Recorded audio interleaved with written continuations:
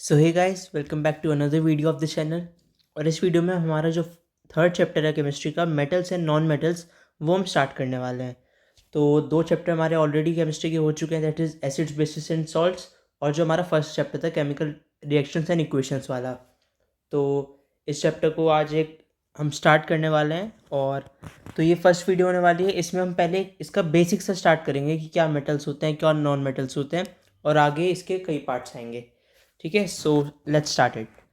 तो metals and non metals इस chapter का नाम है। मेटल और नॉन मेटल दोनों ही टर्म आपने सुने हुए होंगे। हमारी डेली लाइफ में हम मेटल्स का, नॉन मेटल्स का काफ़ी यूज़ करते हैं।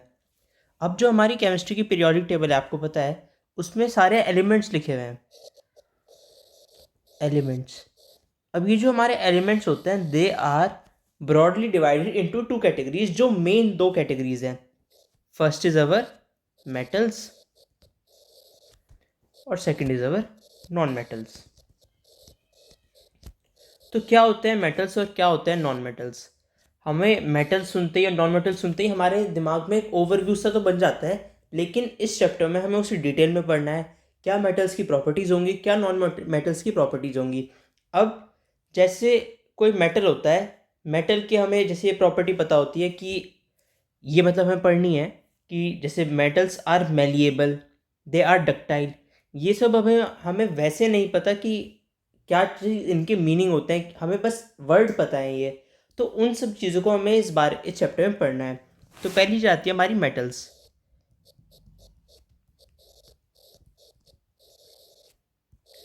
मेटल्स कौन से एलिमेंट होते हैं? Metals are those elements which conduct electricity, या कह सकते हैं कंडक्ट हीट एंड इलेक्ट्रिसिटी।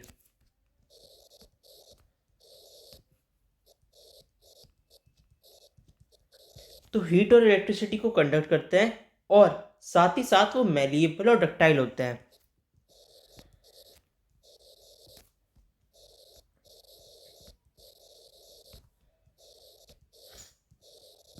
तो ये होते हैं हमारे मेटल्स। मेटल्स आपको पता ही हैं कौन कौन से होते हैं। दैट इज़ हमारा आयरन हो गया, एल्यूमिनियम हो गया, कॉपर हो गया, गोल्ड हो गया, सिल्वर हो गया, ये सब और बहुत सारे हमारे मेटल्स होते हैं। Tin, lead. और ये हमें पता है कि जो मेटल्स होते हैं generally they exist in solid state. Generally क्यों कहा? Because mercury is a metal that exist in liquid state. ये कह सकते हैं it's a only metal, is the only metal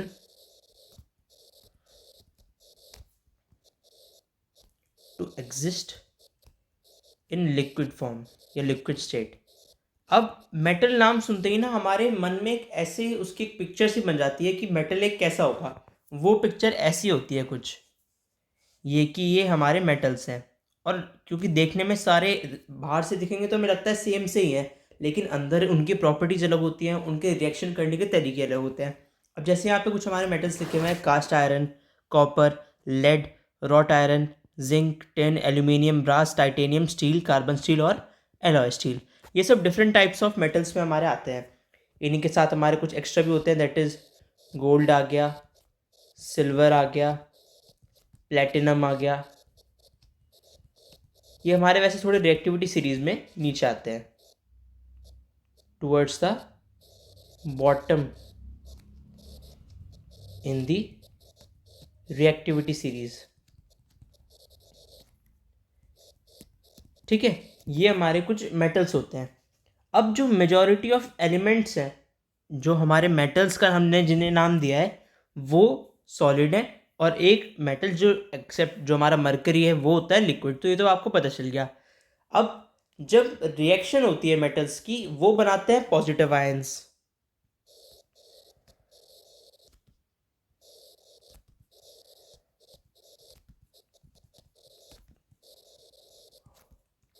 कैसे?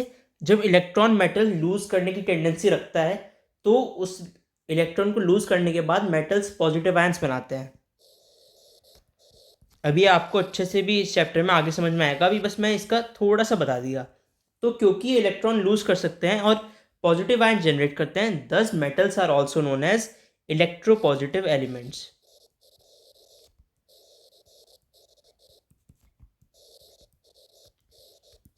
ठीक है, metals are known as electropositive elements.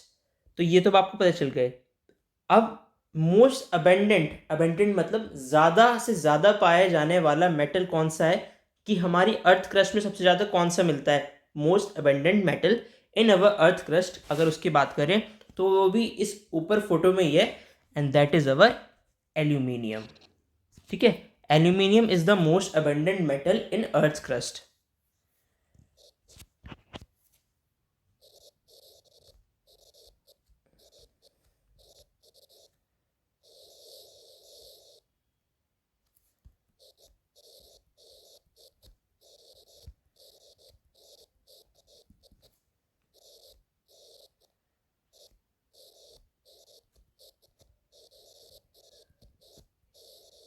तो ये भी हमने थोड़ी सी बात की एक बहुत शॉर्ट में ही मेटल्स के बारे में। अगली चीज़ आती है हमारी नॉन मेटल्स। नॉन मेटल्स के मैंने कुछ एग्जांपल यहाँ पे जैसे फ़ोटो है इसमें देख सकते हैं, कार्बन, सल्फर, रेड फॉस्फोरस, बहुत से ऐसे एग्जांपल होते हैं हमारे when we talk about non metals. अब कार्बन के भी कई फॉर्म्स होती हैं जो उसके एलोट्रॉप्स होते हैं, और जैसे उसमें आ सकता है diamond, graphite, they these all are non metals. Non metals में ही हमारी गैसेस भी आती हैं जैसे ऑक्सीजन, नाइट्रोजन, और बाकी वैसे हमारे क्लोरीन, ब्रोमीन, आयोडीन, ये सब भी हमारे नॉन मेटल्स में आ जाते हैं। ठीक है, और ऊपर वाले कार्बन, सल्फर और फॉस्फोरस या रेड फॉस्फोरस, तो these all are non metals. इनकी बात करें हम, नॉन मेटल्स होते क्या हैं, ये तो भी हमने एग्जाम्पल किससे पढ़ा। नॉन मेटल्स क्या होते हैं, they don't conduct electricity.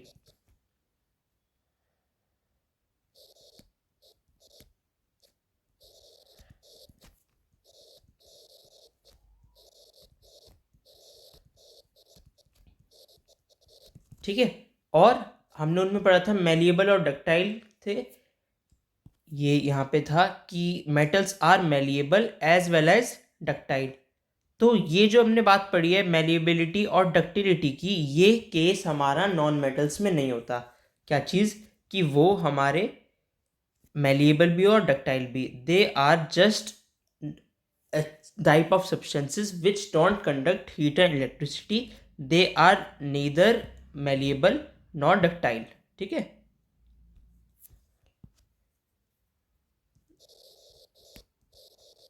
Not malleable and ductile, malleable और डक्टाइल दोनों ही होते हैं। अब नॉन मेटल्स की बात है, मैंने मेटल्स में बताया कि वो पॉजिटिव आयंस फॉर्म करते हैं बाय लूजिंग इलेक्ट्रॉन्स।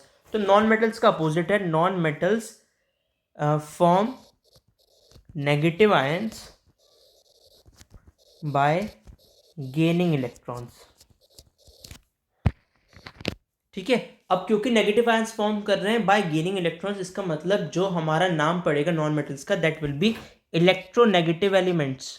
जो हमने मेटल्स के केस में इलेक्ट्रोपॉजिटिव एलिमेंट्स पढ़ा, इसमें होगा नेम, ऑल्टरनेटिव नेम आप कह सकते हो, इलेक्ट्रोनेगेटिव एलिमेंट्स।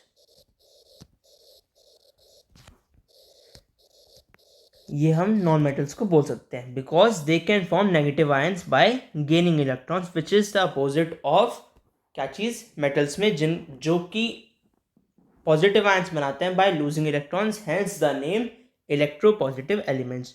नॉन मेटल्स और मेटल्स का अगर हम कंपैरिजन करें कि कौन से नंबर में कितना है, तो हमारा ये पता चलेगा कि मेटल्स बहुत ज़्यादा है as compare to non metals. Metals हम ज़्यादा यूज़ करते हैं as compare to non metals. ठीक है, तो non metals are small in number than metals.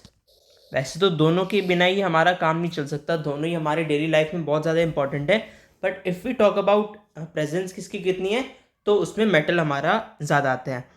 अब नॉन मेटल्स भी हमारे बहुत ज़रूरी हैं, क्योंकि नॉन मेटल्स में जैसे कुछ एग्जांपल है carbon.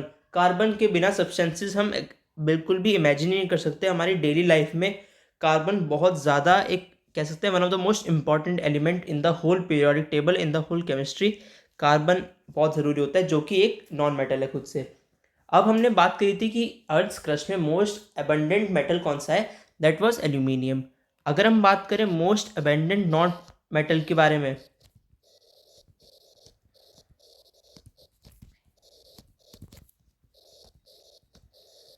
Non metal most abundant कौन सा होगा? That will be oxygen. किसमें? हम बात कर रहे हैं अर्थ क्रस्ट के बारे में।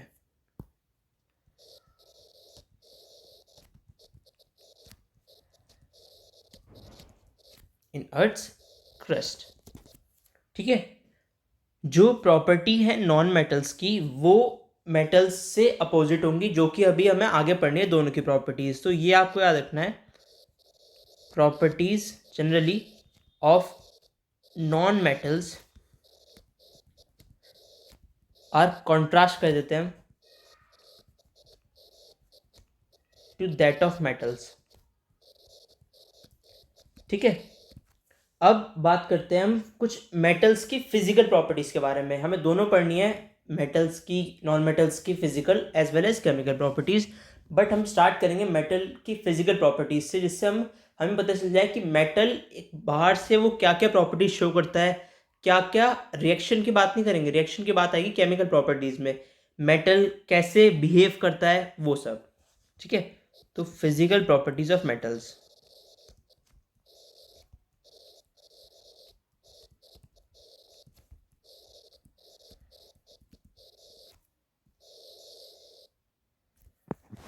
फिजिकल प्रॉपर्टीज ऑफ मेटल्स में क्या आता है हमारा?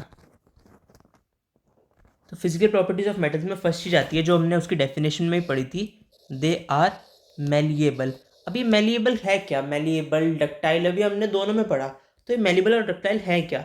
तो पहली बात तो हम मेलिएबल के बारे में पढ़ेंगे कि metal can B beaten into thin sheets with a hammer. क्या चीज़? आपका कोई ये मेटल है स्क्वायर शेप में, ठीक है। अब इसे आपने हैमर से मारा, हैमर आपको पता ही होगा, हथौड़ा, और हथौड़े से मार के वो ये जो आपका एक मेटल था ये कन्वर्ट हो गया आपका ये थिन शीट में, ठीक है। एक छोटी सी पतली सी थिन शीट बन गई आपकी ये। अब ये थिन शीट कब बनेगी? जब वो टूटेगा नहीं, जब वो पूरा, आप एक इमेजिन करो कि आपके हाथ में कोई मेटल है और आपने उसे हैमर से दबाया, वो हैमर से आपने तोड़ने की कोशिश की, तो वो टूटा नहीं और खिंच गया, और ऐसे खिंच गया कि उसकी थिन पतली सी शीट बन गई। तो वो जो पतली सी शीट बनी है और वो ब्रेक नहीं हुआ मेटल, उसी प्रॉपर्टी को कहते हैं मेलिएबिलिटी। दस मेटल्स आर मेलिएबल। क्या चीज़, अगर कोई पूछे कि मेलिएबिलिटी होती क्या है, तो मेलिएबिलिटी के बारे में बात करेंगे that metals can be drawn into thin sheets with the help of hammer without breaking, ठीक है। तो ये बहुत एक इंपॉर्टेंट कैरेक्टरिस्टिक प्रॉपर्टी होती है व्हेन वी कंसिडर मेलिएबिलिटी या मेटल्स। अब जो मेलिएबिलिटी है कैसे हेल्प करती है, आपने सबने गोल्ड और सिल्वर के ऑर्नामेंट्स देखे होंगे। अब कुछ कुछ पे ये जो हमारे गोल्ड और सिल्वर ऑर्नामेंट्स हैं, इनके बिना ऑर्नामेंट्स ही नहीं बन सकते हमारे कई। अब अगर हम इनकी बात करें तो they are the most malleable elements या फिर मोस्ट मेलिएबल मेटल्स, क्योंकि उनकी पतली पतली शीट होती है। आपने कहीं उस पर भी देखा होगा कि गोल्ड की वर्क चढ़ी हुई है, वो गोल्ड की थिन शीट से होती है, और वो इसी वजह से हो पाई because they were easily able to break, to draw the metals into thin sheets, ठीक है। एल्यूमिनियम फॉइल, जिसमें आप स्कूल में अपना लंच बॉक्स में खाना लेके जाते होंगे, एल्यूमिनियम फॉइल से वो आपका जो अगर पराठे लेके गए हैं वो रैप होता है, या ऑफिस वगैरह में भी टिफिन्स वगैरह में रैप हो जाता है, क्योंकि वो जो मेटल है वो एल्यूमिनियम का बनता है, उसकी फॉइल बन गई। फॉइल ओरिजिनली आप देखोगे तो वो बिल्कुल थिन सी शीट होती है, क्योंकि वो इसलिए बन पाई बिकॉज दे वर मेलिएबल। वो जो हमारे पराठे या कुछ भी उसमें उसके अंदर आ जाता है तो उसमें थोड़े क्रम्पल से क्रशेस से आ जाते हैं, लेकिन उससे पहले आप देखोगे तो it is a perfectly thin sheet, ठीक है। तो ये तो बात हो गई मेलिएबिलिटी की। Second, ductility. Metals are ductile.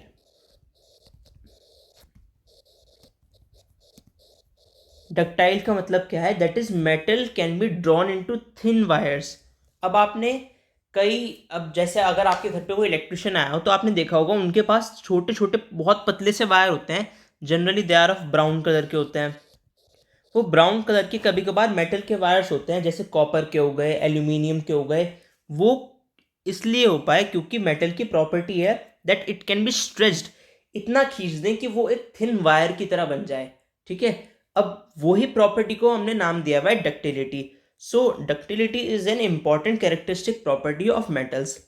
Gold is the most ductile metal, gold यहाँ पे भी नंबर 1 है हमारा, जैसे मैलिएबिलिटी में था। Gold is the most ductile metal, ठीक है। और कॉपर, एल्यूमिनियम, जिनके लंबे लंबे तार, आपको पता होगा, आपने सुना होगा कॉपर की लंबी तार जा रही है, वो इसलिए तार जा पा रही है क्योंकि it is very ductile and it can be drawn into thin copper wires, जो कि हमारे जैसे कॉपर एल्यूमिनियम के वायर्स जो हमारे इलेक्ट्रिकल वायर्स में भी यूज़ आते हैं, वो इसलिए वायर में यूज़ आ पा रहे हैं because they have the property of ductility. यानी कि जो आपका मेटल है वो ईजीली आप थिन वायर्स में कन्वर्ट कर पा रहे हो। ये आपका थिन वायर है, ठीक है, इसमें आप कन्वर्ट कर पा रहे हो उसे। तो इसलिए ये मेटल्स हम कहते हैं डक्टाइल होते हैं, कि metals have the property of ductility. तो इन दोनों डिस्कशन से आपको पता चल गया कि metals have the property of both, malleable भी होते हैं एंड डक्टाइल भी होते हैं, ठीक है। तो ये तो था आज हमारा एक बेसिक सा introduction metals and non metals के चैप्टर का। सो फिलहाल आज के लिए इस वीडियो में इतना ही। Thanks for watching this video. कोई भी आपका सजेशन हो या फीडबैक हो, please comment down below. Thanks for watching and if possible please subscribe the channel. Thank you.